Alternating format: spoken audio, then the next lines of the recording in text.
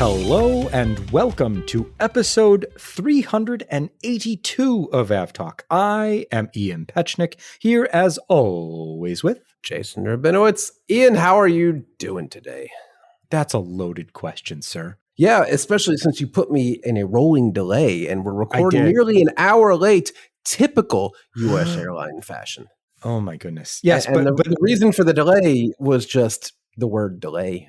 I did just delay you like short amounts of time. So what I did is I purposefully delayed the recording of the podcast in small enough chunks that it gave you hope, but large enough chunks that you got frustrated, but small enough chunks that you couldn't actually do anything else because we might record while you were off doing something else. And crucially, not long enough that you owe me compensation for this delay. Exactly.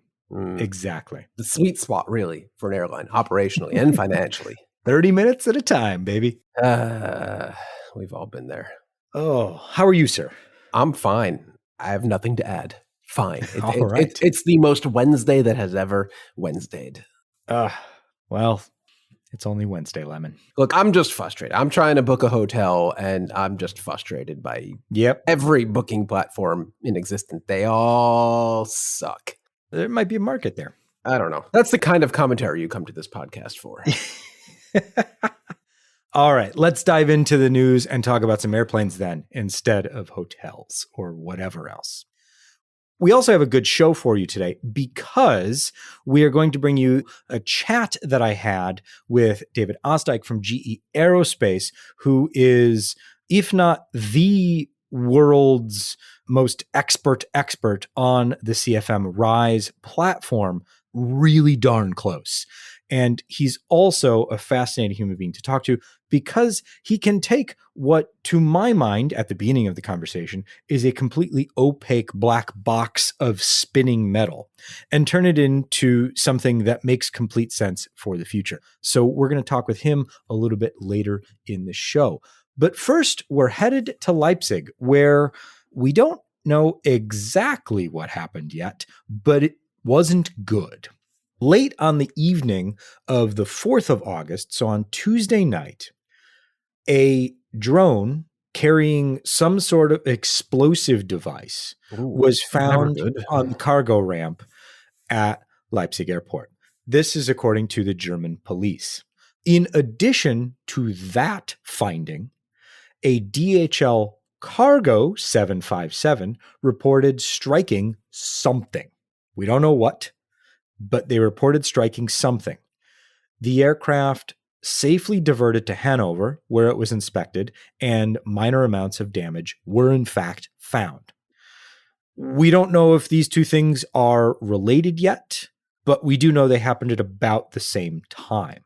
Yeah, at least they're not saying that it hit a drone or hit anything in particular. They are merely saying it hit something, which is good because how many times have we heard, it's almost like the boy who cried wolf at this point, airplane hits drone, and then there's a minor investigation. It turns out it was a bird or nothing at all. There are very few verified incidents of an aircraft actually hitting a drone. In this case, they are really hedging their bets, and they are not saying what, if anything, it actually hit, which is probably the right call here. I 100% agree. I think in this particular case, given what was found at the airport, I think we want to be real careful. Yeah, as close to 100% certain before they say anything about the midair collision between the 757 and whatever it was. I think that the German police are being very cautious, both in terms of the midair collision and determining what was involved there,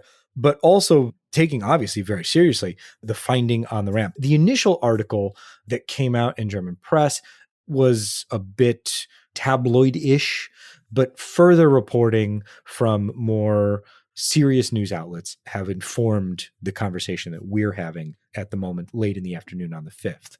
So this is definitely one that we're going to continue following. This is not the first time that DHL and cargo operations have been the target of what German authorities are calling hybrid warfare. If you remember, last year, there was a plot to send explosive devices through the DHL system such that they would then explode in the aircraft. That plot was stopped, and thankfully nothing, in fact, got through. But this just seems like another round of whatever's happening. Yeah, I don't know what it is about DHL or Leipzig in particular, but a lot of attention probably going to be paid to that particular DHL hub. And I can only assume the DHL operation globally in the very near future. This is not going to quite call it scary just yet because nothing has actually happened, but very, very strange. And thankfully, again, nothing has happened. But that doesn't mean the next time somebody does something stupid, something won't actually happen. But it's just very strange to see the same airline, the same airport, the same operation consistently targeted where nothing actually happens. Right. Let's hope it continues to be nothing. Yeah, that's the best kind of thing in this industry. Nothing happening. Let's quickly, Jason, I'm going to go out of order here because I think that's a good transition. I think that's a good transition to talk about nothing happening. Oh, you must be talking about TCAS again, because that's the greatest of all in this industry of nothing happening. It is the best nothing of all time. There was another high-profile TCAS intervention, this time occurring in Tokyo, between an ANA 767 that was on approach to Haneda Airport's runway 34 right, and a Japan Civil Aviation Bureau citation that had just departed runway 05 at the airport. This particular citation is used for instrument calibration, so think like ILS, navigation beacons, things like that. And it was beginning one of those flights. It had taken off runway 05 and made a right-hand turn to an opposite course of the runway when the ANA 767 was on approach for runway 34 right, and the citation flew directly in front of the 767 at approximately the same altitude. Oh, that's not great. No, it was not good at all. They were within 100 feet vertically and approximately 0.776 miles apart laterally at their closest point. Thankfully, by then, TCAS had already done its job, and the ANA flight was already beginning its go-around. That's not great. I'm just looking at your blog post that puts all the aircraft courses together, and this is kind of hilarious, but it puts together like video game PTSD for me. There's a game on the Nintendo Switch and probably other platforms where you act as air traffic controllers at Haneda, and I am very familiar with this style of conflicting traffic at Haneda. I failed many, I guess, levels of that game in this exact fashion, but that game doesn't have TCAS. The level just ends and you start over from scratch, which isn't an option in real life. So I'm glad TCAS exists here. Yeah, absolutely. The other thing that I found interesting is the second approach also resulted in a go-round because the aircraft, the 767, the pilots decided that they didn't have a stable approach, or the approach wasn't fine. Stable enough for them. That's fine. Go-arounds are very, very time-consuming. There is a lot happening in a very short window of time. You have to do the departure checklist, the approach checklist, the landing checklist, all in what appears on this map to be a pretty condensed second approach, too. Yeah, that's what was interesting to me, because if I'm the crew, and I'm dealing with the TCAS RA on final approach, and then I'm vectored around in a pretty tight approach, I'm definitely, if anything seems off, I'm going around again. And they did, and they went for a much longer approach on that third approach where they landed and taxied to the gate. So I just thought that was an interesting, not necessarily footnote, but place to end. Yeah. Our next topic is one that I didn't think we would be talking about yet, if at all, because it's not commercial aviation. It's not something that we usually cover. It's Part 135 air ambulance operations. And this was a fatal accident involving a Beech C-90 in which 2 pilots and 2 flight nurses were fatally injured when the aircraft suffered controlled flight into terrain outside New Mexico. And the preliminary report came out last month for the accident, which occurred in May. The preliminary report was issued by the NTSB. It then became noteworthy in circles outside of the Reed's preliminary reports from the NTSB circles, because Wired did an article saying that this was the first crash in which the NTSB is saying that GPS jamming played a role, which is technically true. Yeah. But go on. The conclusions drawn by the Wired report, or the direction of the Wired article, is more conclusive and comes down harder on the side of it was the GPS jamming's fault than either people who are familiar with flying an aircraft like the Beech C-90 or just aviation in general, or people familiar with GPS jamming, or the NTSB have said. Yeah, you generally don't want to be taking an opposing stance from the NTSB or industry experts unless you are really prepared to show your math in the homework you did. But that does seem to be the case here. Didn't know we were going to talk about this the day until we typed up the show notes here, because a group chat I'm in actually sent this article to me, I think almost a week ago at this point. And my response to it was just one line of basically saying, this is a junk article. I didn't use those words. I was a little stronger in my words, which I won't repeat in this podcast. But basically I said, this is ridiculous, this article. As we know from talking for 382 episodes, there is not ever one single cause of a crash. And certainly the outage of something as simple as a navigational aid as GPS is not going to be the primary cause of a crash. If that was the case, any flight in Eastern Europe and Northern Europe, like up in, I think we've talked about this with SAS and Finnair, those flights would be crashing all the time. And yet that hasn't happened at all because pilots are trained to deal with that situation. Or anywhere in the Gulf in the last 5 months. Exactly. The loss of GPS does not equal immediate crash. That is just not how this works. And it is not the sole cause of this crash. It raises a whole host of other questions about what was going on that flight deck and with those pilots, which is really sad since this was a medevac flight. Medevac flights are typically more dangerous than your typical flights, or at least the helicopter variant of it. But we are not minimizing the loss of life here. However, the loss of GPS, that single incident of the loss of GPS, which is a daily occurrence, pretty much globally at this point, does not cause a crash. And that's basically where the Wired article directly went to. And I don't like that. And I don't think anyone in this industry who knows a thing or two about pretty much anything would like that. Right. And the NTSB sure didn't like it. It's reached the point where the NTSB issued a statement today saying, quote, the NTSB is actively investigating the crash of a Beechcraft King Air operating as a medevac flight near Ruidoso, New Mexico on May 14th. The NTSB has not yet determined the probable cause or any contributing factors to the accident. Emphasis my own. Continuing, quote, the NTSB investigators collect, validate, and analyze all available evidence before reaching any conclusions.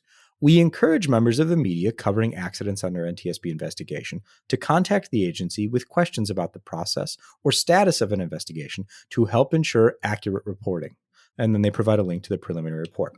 Let's back up and talk about a little bit why this is even under discussion. The NTSB preliminary report lays out the facts as we know them. That's what preliminary reports do. They provide us, in this case, with a timeline that includes ADS-B data, SpiderTrax data, which is a proprietary satellite tracking device that aircraft owners and operators can install on their aircraft.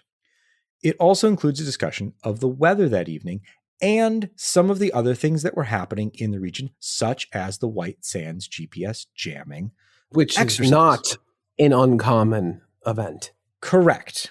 So a few key points here. One, it was dark and night. And by dark night, I mean there was no moon, 0% moon illumination. Visual meteorological conditions existed.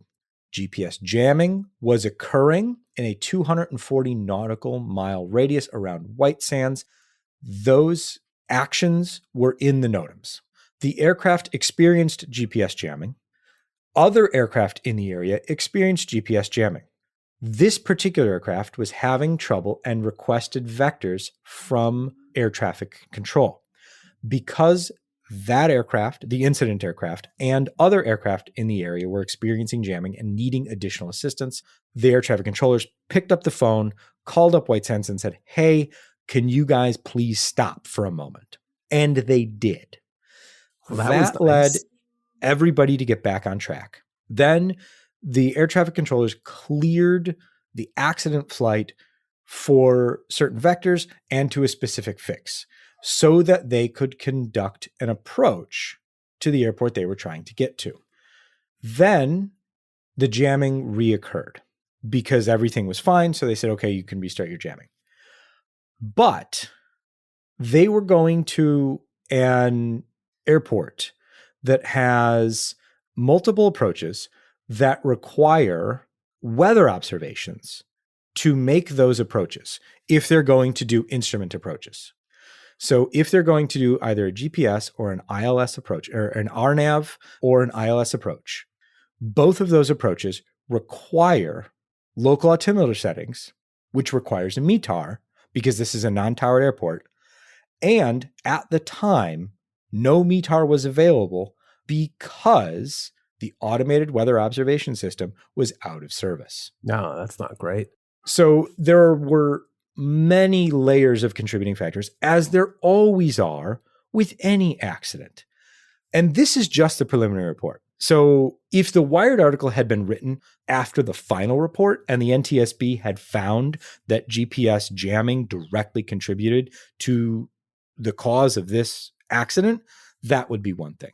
But to write this article now feels at best uninformed and at worst irresponsible. Yeah, really disappointed in Wired, who at least last year historically very good. Very good. I was so impressed with their reporting that I subscribed last year, but more recently I've been less impressed and canceled that subscription. Not that I'm saying anyone else should do that, but just disappointing stuff that I would have hoped the editors would have caught, saying, hey, does the NTSB agree with you? Does anyone in the industry agree with you? No? Oh, okay. Well, maybe take another stab at this.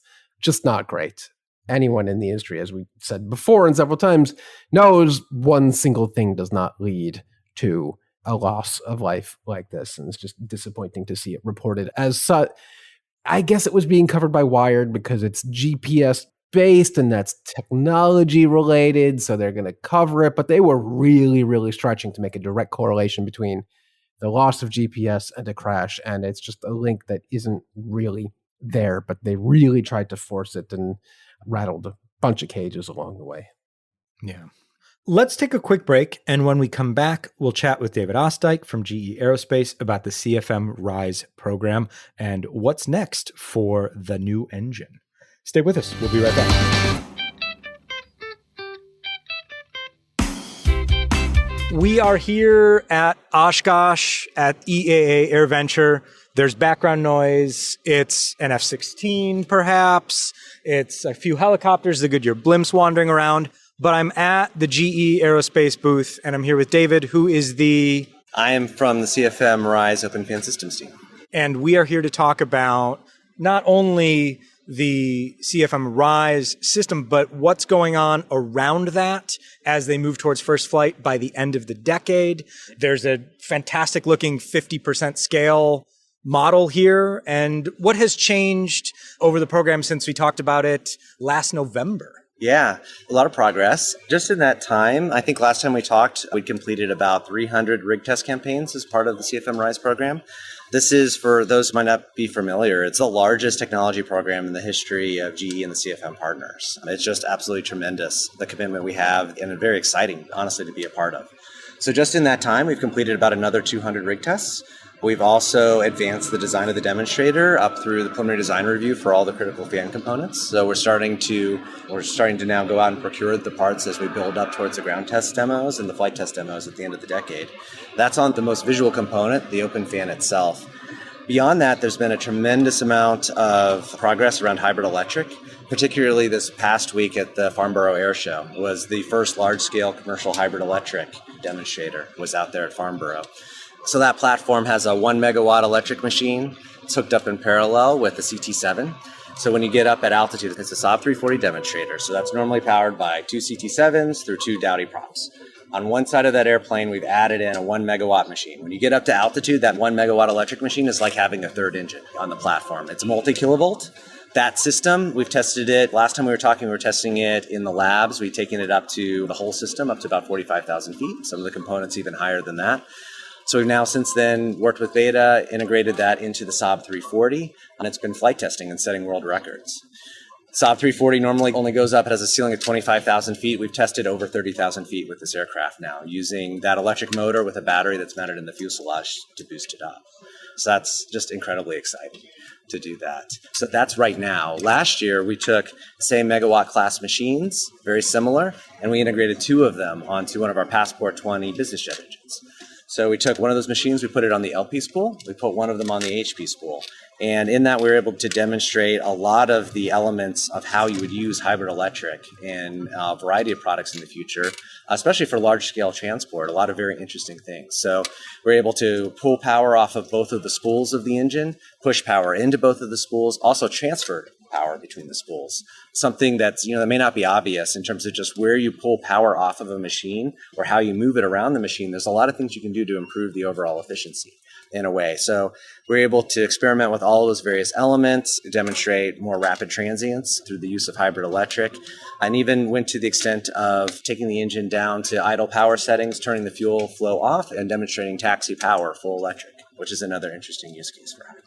So I want to back up a second and see if I'm understanding that. Is that kind of like regenerative braking for an aircraft? I mean, you're like taking power from one place and giving it to another? Giving it to another. So one way to think about it is the core in an engine, it just kind of floats around in power. It goes up and down in power to suit with it. And it's wedged in between various turbo machinery components. A turbine behind it that's powering the fan system, and often a booster system in front of it that's helping provide a little bit of extra boost in it. And it's floating up and down.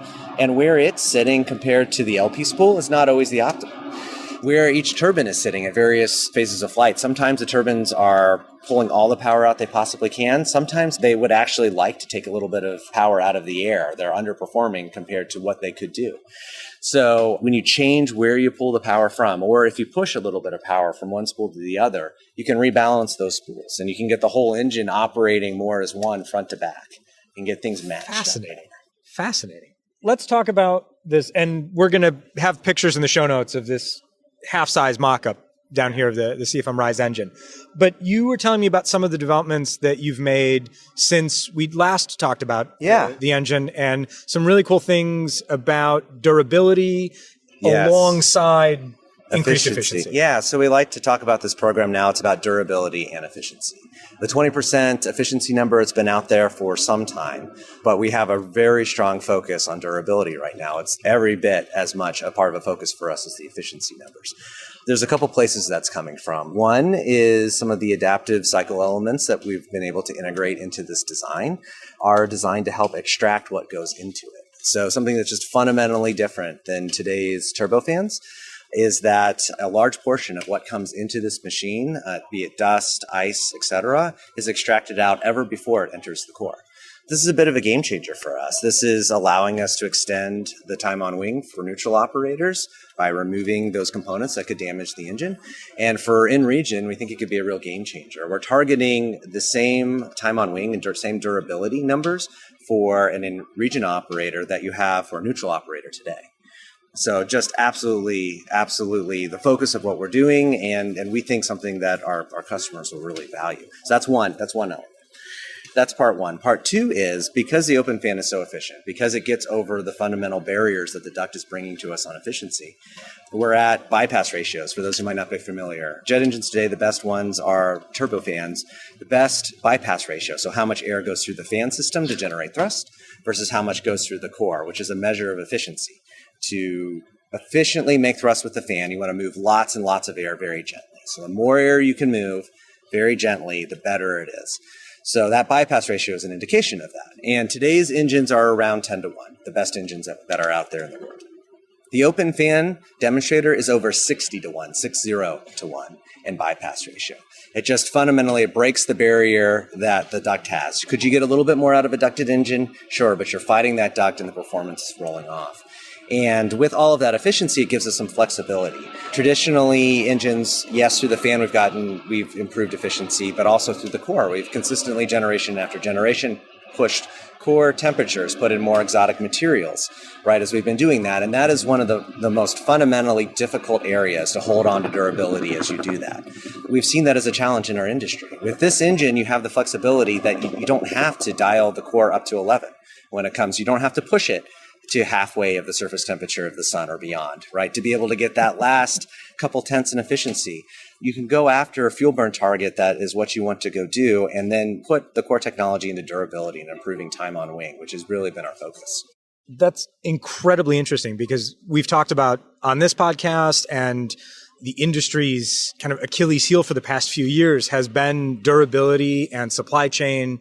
And it sounds like this goes back in, not maybe backwards, but revisits a much more established set of materials, but still takes that huge efficiency gain. I mean, that's a good way to think about it, right? So with the current generation of products, we're committed to improving the durability on that, right? There's improvements coming to the Leap family that are aimed specifically at that, right? We're taking that learning and we're applying it directly to this engine.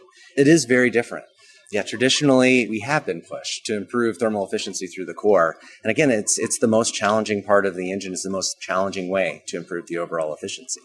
And in many ways, like the duct, while there are still improvements to be made, it is the gains are very incremental compared to what you can get when you unlock the fan.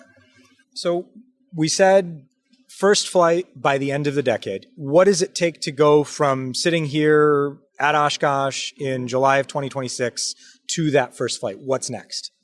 So we just passed preliminary design review for the major components of the systems. So from there, we're working through on the final design phase, beginning to get parts in. From there, we go to ground test. We'll be testing at our People's Test Facility in Ohio, working through a number of fundamental tests on the system. And really from there, it's building up the production engines, doing acceptance tests on them and sending them off to our 747 to flight test it. And we have an agreement with Airbus at Farnborough Air Show this week, right, for anyone who wants to go take a look at it and check it out. Yeah, we talked about that on last week's episode. Yeah, so. there's a new livery that was displayed at that air show and a reaffirmation of the commitment to go flight test the open fan. So it'll be going on to the A380. Airbus is interested in learning about the technology firsthand. And from there, it'll be ready. The technology will be matured. It'll be demonstrated. We feel very confident in it at this point.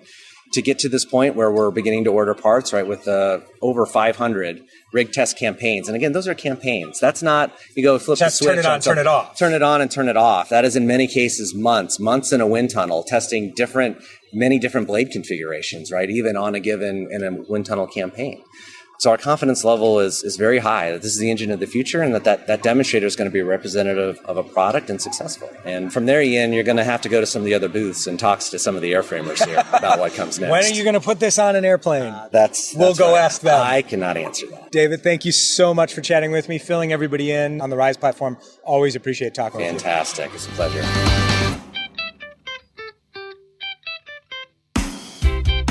Welcome back. Jason, David says that they can shape the CFM RISE to any size, for any size aircraft, really.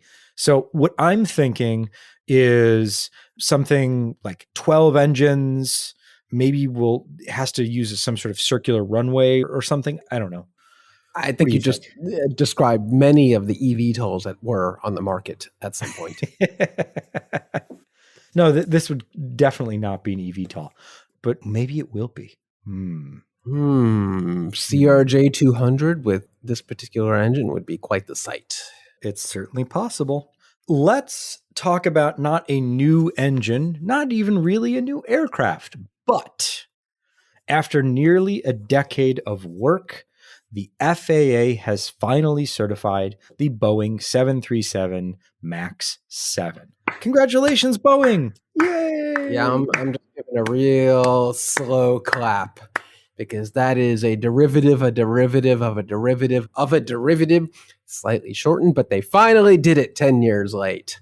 There's lots of pixels being spilt this week about Boeing's got its mojo back and they've shaken off their post-COVID malaise. And yeah, maybe that's true. And we can give a little slow clap for the 737 MAX 7 finally being certified. But I think the only one out there that cares about that is Southwest. The MAX 10 is the harder one to accomplish and the one a lot more airlines have their eyes on. But if you are in a Southwest Airlines office somewhere in Dallas right now, you're probably pretty thrilled about this. Are you? I mean, it lets you retire your janky, very old 737-100 NG aircraft. So yes, those are long overdue to be turned into beer cans. Quote, following almost a decade of extensive review. The FAA, it's how the FAA statement starts. No lies detected, but when you put it that way. Oh my goodness. So the big thing here, and this is, I haven't seen anyone write about this week. And the thing that I am super interested in is this. Part of the certification of the MAX 7 involves certification of Boeing's fix for the LEAP anti-ice. Oh, the thing where the engines explode. Right. The thing where the engine explode if you leave the engine anti-ice system on for more than 5 minutes outside of icing conditions. The thing which has no warning that you've left it on for more than 5 minutes that could lead to the engine exploding. That thing we're talking about, right? Yes, that I'm doing a callback for people who might be new, Ian. Exactly. I appreciate it. So, how did they fix that? We'd tell you, but you wouldn't understand. An egg timer. Did they put an egg timer on the dashboard? It's like the MD-80's backup compass. You just look at a mirror. You just stick it with, some duct tape on the ceiling. When that egg timer hits 5 minutes, you better turn that anti-ice off for the engines. They fixed it somehow.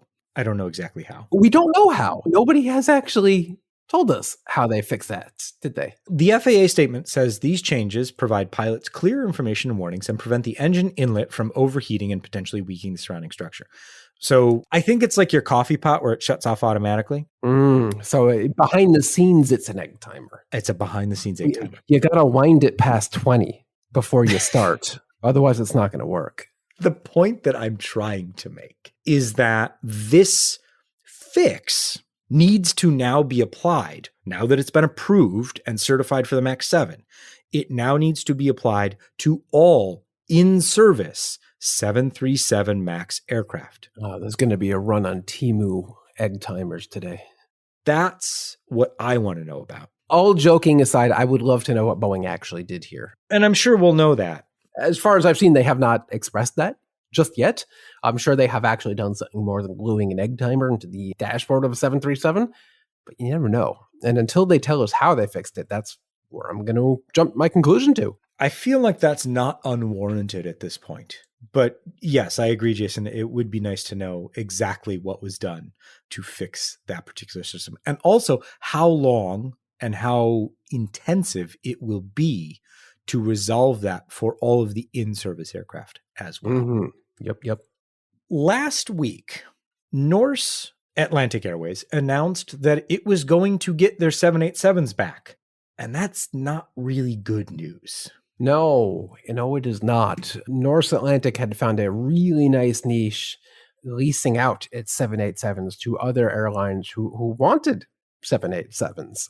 In this case, it was Indigo. And then the current situation in the Middle East has, I guess, made it so that Indigo no longer wants these 787s. So Norse has to take them back. And that's not good, is it? No. So they've already taken one back. And there are 5 more that will be back by the end of the year. And Norse, for its part, says we're exploring opportunities. We're going to see if we can place these somewhere else. We're going to see if we can create some routes out of these aircraft now that we have them back. They also say, hey, if anyone wants to buy us, we would be fine with that too.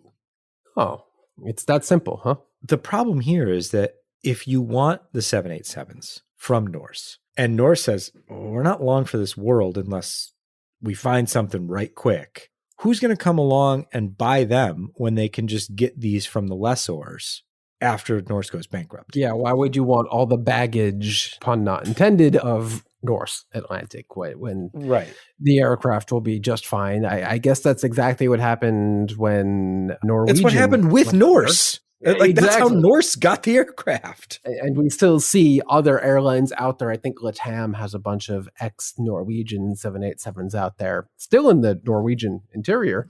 But this is how Norse started, by just taking the zombie airplanes of Norwegian and turned it into Norse, leading to the joke of Norse is totally not Norwegian, which we saw it really isn't Totally not. for the most part. But things are not going well for little Norse, which is really kind of sad. Yeah. I mean, and not going well for Indigo for that matter. The long haul play for them just really did not work out. Yeah, that was the real way they bad wanted timing. it to. Real bad Yeah. timing. So they're saying we still think we're a long haul airline in the long run, but we are going to wait until our A350s join the fleet, and then we'll give it another go. Yeah. And again, this is not a call to avoid Norse. And we're not saying don't book Norse, because that becomes a self-fulfilling prophecy where you think the airline's in trouble, so you don't book them, and that puts them in more trouble, and then they're really in trouble. Don't do that. If you want to book a Norse flight, go for it. It's not like they're disappearing tomorrow. Right. They still have plenty of aircraft and plenty of time, as far as we know, because this wind down with Indigo is happening through the end of the year. So it's not like, hey, here's 6 787s, see you later, bye. That'd be bad. That'd be real bad. They're expensive. Yeah. On the other hand, if you're thinking about booking Bamboo Airlines, I don't think you can anymore. No, definitely don't do that. Even if you could, don't do that. They talk about a roller coaster of an airline. We talked about Bamboo recently, I think, didn't we? Because we said there's another new startup in Vietnam doing essentially the exact same thing Bamboo Airlines did. And here we have Bamboo on such a degree of life support. It looks apparently like they are not even taking bookings for future commercial flights, only doing charter stuff. Definitely not bringing its 787s back, but very, very much on life support, which is nuts for a country like Vietnam with so much domestic capacity and so much tourism interest to the country that Bamboo can't survive. It's just crazy story for this airline. I think that there were also non-aviation issues with the management of the airline. Anytime you see a relatively small airline order a huge amount of long-haul aircraft and just dive into that section of the market going ultra premium, basically overnight, that should raise a few eyebrows. And indeed, it raised a whole lot of eyebrows. And when all is said and done, Bamboo may not exist at the end of this. Yeah. Well, let's turn our attention to the A320, Jason. One of the world's most popular aircrafts. Yeah. There's a number of them out there. A few, handful out there. Unfortunately, he's no stranger to a twisted nose landing gear. And that's exactly what happened this week to an Iberia A320. Tell me more. This seems to happen occasionally to Airbus aircraft of all size, whether it's an A320 or even an A330. I've seen it happen to the A330 in person at JFK. Occasionally, the landing gear just decides to twist 90 degrees for some reason. So instead of the wheels facing the runway, they face perpendicular to the runway, which is not great. And in every instance of this happening that I at least am aware of, it's fine. The aircraft lands. The tires go completely goodbye. The landing gear is probably absolutely ruined, but the aircraft lands and is fine. And every time we see this, we go, how is this possible? Why is this possible? How can the nose gear of an airplane rotate 90 degrees? And then we kind of forget about it because it happens and then it leaves the eyes of everyone looking at it. But then wait a couple months and it happens again. And it's just kind of perplexing to me that this keeps happening. And for all I know, it's going to keep happening. I guess all's well that's end well, because I've never seen anything, other than a very damaged landing gear come out of it. It's just very, very strange to see this happen so many times. Well, Jason, I appreciate you volunteering to do some in-depth research on this and get back to us in a future episode. Well, to me, it's just kind of a core aviation memory. from way back when. Oh, This the is JetBlue flight. The JetBlue flight, of course. Oh, yeah. I even remember the name of the aircraft, Canyon Blue. And I think I've even flown that aircraft and kind of nerded out over it when I boarded. That's like a core aviation memory for me, is watching that aircraft land on live TV. I wasn't on the airplane, but I was watching it Absolutely. at home. But like, that was one of the very early, like, oh, there's a thing happening in real time and I'm watching it on TV moment in aviation. And it just keeps happening to Airbus family aircraft. I don't know if it's ever happened to an A350 or larger aircraft. It might just be an A330 and 320 thing. But apparently it's not a big enough issue for anyone at Airbus to tackle and fix to make sure it doesn't happen again. One of those things that happens.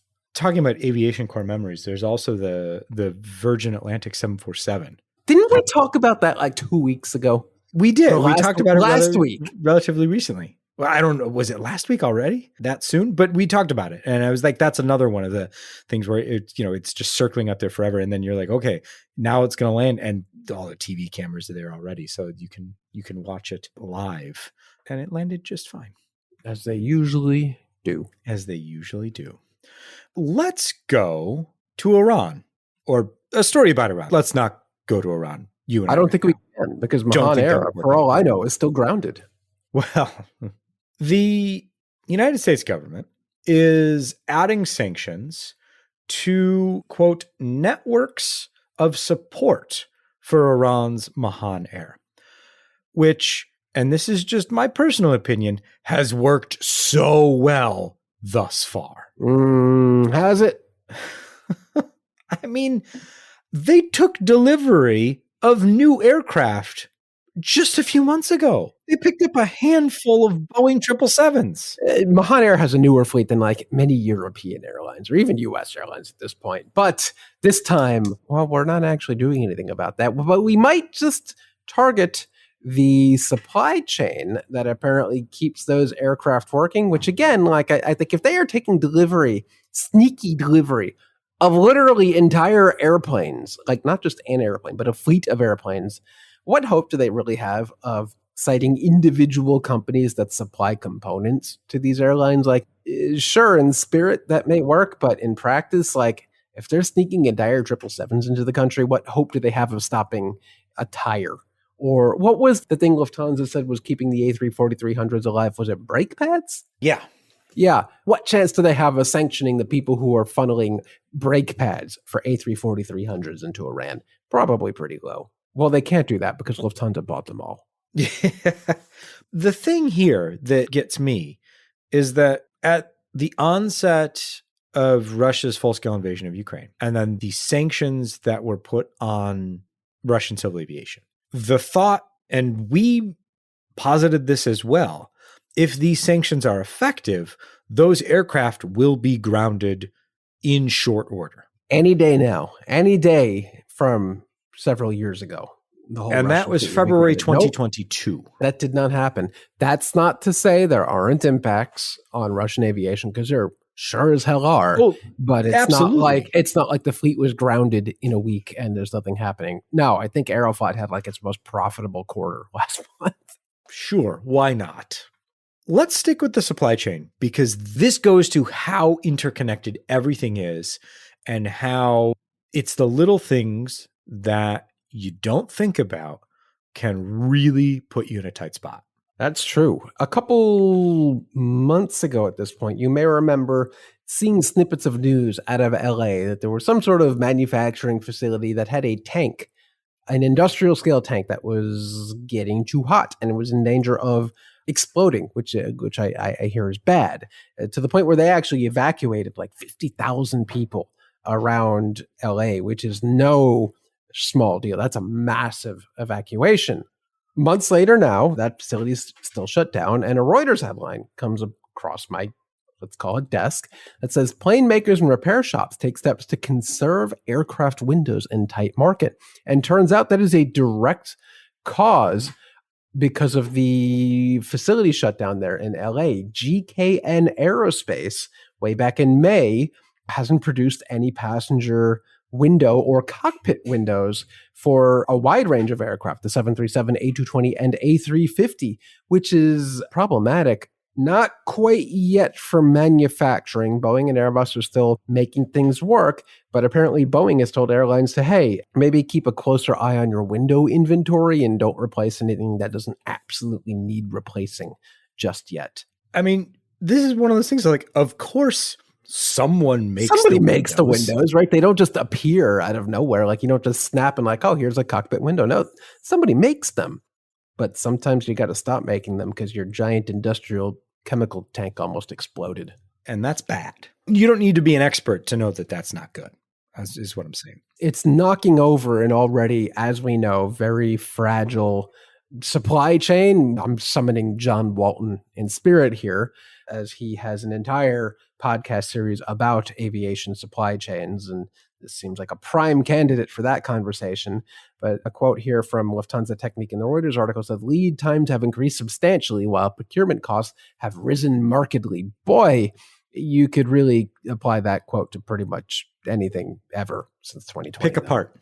Pick any part. Literally anything. Are we talking about eggs or aircraft windows or like RAM for my computer? That's an evergreen quote. Costs more and takes longer to get it. Yep. Mm-hmm. That's the way forward. Let's do a couple quick stories and then we'll be done with this episode.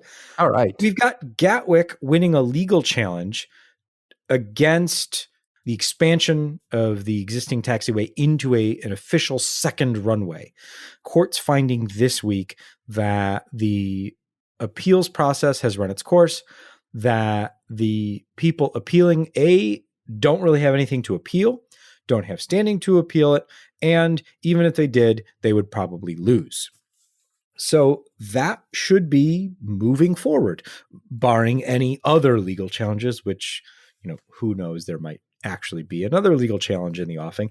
But if there's not, and if those are rejected, then Gatwick will have eventually, after some long period of construction, 2 runways. Wow. That they can use at the same time. Yeah, after they shimmied that second runway over, it's just a matter of a couple feet, I think. It's not far, but that's a substantial amount of work. Will take a lot of money. But Ian, I'm going to assign you some homework. When Gatwick is eventually, someday, converted to a 2-runway airport, what officially at that point then becomes the world's #1 busiest single runway airport? LaGuardia. That's not fair. We have 2 runways, kind of. Yeah, but you can only use one of them at a time because the other one has a hole in it. We haven't heard much about that hole recently. Maybe they finally threw enough sandbags in it so the hole doesn't come back. There's an old A319 in it. Yeah, whatever. They're going to retire it anyway. But actually, what is today the second busiest single runway airport out there? I have no idea. A great question. We'll be back next week. Or just email us and tell us that I don't have to. I can tell you who it's not. It's not O'Hare. They've got 19. And counting. We'll look it up, and we'll be back next week with an answer. Earlier this week, National Airlines took one of their brand new 777 freighters and flew it from Prestwick to Melbourne, Australia, nonstop, which is a long, long flight. In fact, the longest flight by a commercial 777 freighter in history. Wow. 19 hours, 24 minutes, 16,986 19 hours? What were they carrying? A single toothpick? How does any freighter loaded with anything of consequence have that kind of endurance? That's crazy. So we don't know what they were carrying for sure. What we do know is that they were carrying parts for an aircraft on ground at Melbourne. I also know that there was a Jetstar 787 that had been on the ground for quite some time at Melbourne. So this could have been anything. What, can you stash a 787 engine inside of a 777? I don't know. You can, but you wouldn't be able to fly that far. So for all we know, it could have been like a brake It could have been a bearing. No. But what we do know is that you could fit the fan from a GENX into a 777 freighter. Is that actually what happened? I don't know, but it would be within the weight limits of this particular flight. I don't know. National didn't feel like sharing, like it was theirs to share what they were specifically carrying. They wanted to leave that up to the airline. So we'll know more if the Jetstar 787 takes off with a new fan. Then we might have some more information. All right. But I will say that Prestwick is home to GE's engine overhaul center for the GE NX. So I think we can comfortably surmise that it was a GE NX engine part of some kind. That's fair. And to close out the show, Airbus posted a interesting video today on social media, but I'm more interested in what they're actually doing with this particular aircraft, because they talked about the A350 freighter undergoing its ground vibration test, which is technically known as the Planey-Waney Wiggle Jiggle test. Of course, yeah. You love the Planey-Waney Jiggle test. I mean, without that, we know that modern flight's not possible. Exactly. So what they do is they take a ground unit of the aircraft, connect it to external shakers that then move the aircraft and its control surfaces. All of that data is then taken in by accelerometers and sent through a bunch of very interesting and extremely technical looking pieces of computer software. And you can see how the aircraft is vibrating. And just to make sure that it can go through all of the expected, more than the expected vibrations that it will incur throughout its service life. I think this is my second favorite aircraft certification torture test. My first being the one where they have an aircraft and they attach things to the wings and literally pull the wings up until the point that they snap and explode. That's my favorite torture test of an airplane. This might be the second favorite test. I agree with your ordering. And if we're talking about non-torturous testing, the VMU test is still my absolute favorite. Well, that one, just because it's visually stunning, there's a lot of sparks and stuff. And sometimes it happens in real life. Not on purpose. Not on purpose, but you're never going to see the how much force do we apply to the wings before they shatter into a million pieces test in the real world. That'd be real weird. I don't want to see that one in person. I'm very comfortable seeing that take place in a hangar alone.